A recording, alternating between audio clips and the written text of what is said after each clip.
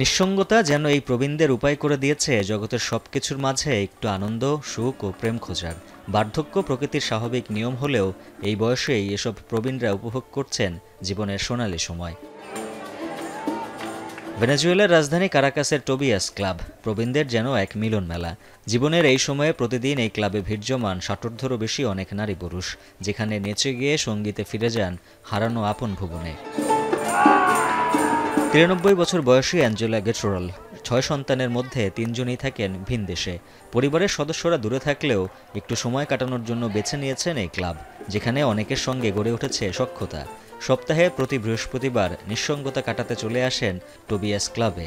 এ বৃদ্ধা জানান, সঙ্গী ও নাচের মধ্যেই তিনি খুঁজে ফেরেন আপন ভুবন।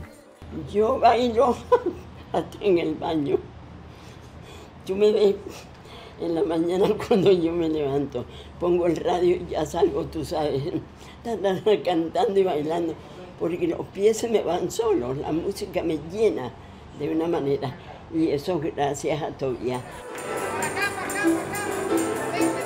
গেট্রোরালের সাথে সবসময় আনন্দ উপভোগে যোগ দেন 90 বছর বয়সী অবসরপ্রাপ্ত সৈনিক জুয়ান ফুয়ান্তেস। দুজনের সংসারে তার মেয়ে থাকেন ইউরোপে, তাই সময় কাটাতে বেছে নিয়েছেন এই ক্লাব, যেখানে তিনি তার প্রিয় গানগুলি অনুশীলন করেন। শুধু অ্যাঞ্জেলা ও জুয়ান নয়, একাকিত্ব দূর করতে এই ক্লাবে আসেন অনেক বৃদ্ধ। ক্লাবের প্রতিষ্ঠাতা জানান, প্রবীণদের প্রাণবন্ত সময় উপহার দেয়াই তাদের লক্ষ্য। Hemos soñado algo y después no logramos lo que ansiábamos en esos sueños, pero hay que resistir, como dice la canción, resistiré, resistiré.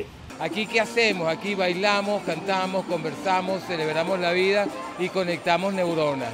Enseñamos al adulto mayor que el que no se mueve se tuye.